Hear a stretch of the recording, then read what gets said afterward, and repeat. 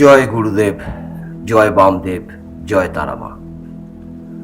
অমৃত কথা চ্যানেলের পক্ষ থেকে সকল শ্রোতাদের জানাই আমার ভক্তিপূর্ণ প্রণাম।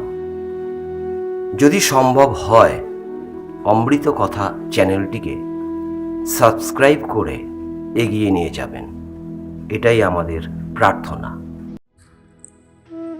আজ আমরা জানব আগম বা তন্ত্র দৃষ্টিতে শিব ও শক্তি। অদ্বৈত বেদান্তের প্রবক্তা ও ভাষ্যকার আচার্য শঙ্কর যেখানে একমাত্র প্রকাশ রূপ ব্রহ্মকে নিত্য, সত্য ও পরমার্থিক সত্তা বলেন, আগম ও তন্ত্রশাস্ত্রের প্রবক্তারা ও ভাষ্যকররা সেখানে প্রকাশ ও বিমর্ষ বা শিব তথা শক্তির চানকাকারে একাত্ম ও অভিন্ন সত্তাকে নিত্য ও সত্য বলেন। স্যার জন উডার্ফ তার শক্তি অ্যান্ড শক্ত্যা 1929 গ্রন্থে বেদান্ত ও তন্ত্রের দৃষ্টিভঙ্গি প্রসঙ্গে বলেছেন, Shankaracharya defines the truly real as that which is changeless. In this sense, the world as a changing thing has relative reality only. Sankara so defines reality because he sets forth his doctrine from the standpoint of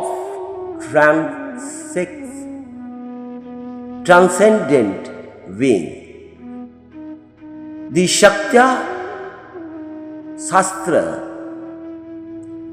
on the other hand, in a practical scripture of worship,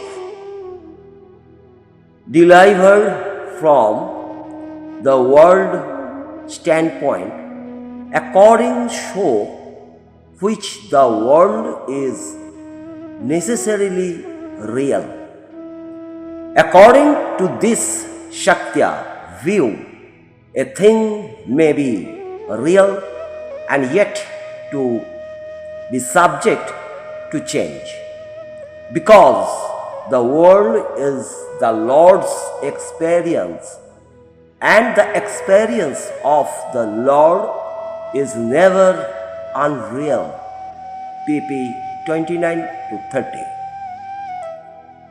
ঋগ্বেদে উল্লিখিত অর্ধনারীশ্বরের অভিন্ন বা অভিন্নভাবে অদ্বৈত রূপই মনে হয়।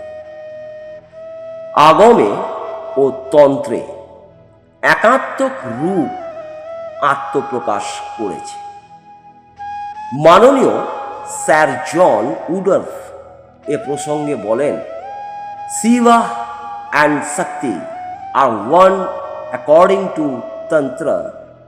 The Shiva, in the narrower sense, predominantly worships the right side of the Ardhavans Rishabhara Murti. The Shaktya worship the left, Vama and Shakti side, while Shakti and Shaktya p 530। মোট কথা, তন্ত্রের মতে অগ্নি ও দাহিকা শক্তি যেমন এক ও অভিন্ন, তেমনি শিব ও শক্তি অভিন্ন এক ও অখণ্ড। আজ এই পর্যন্ত। জয় তারা, জয় বাম।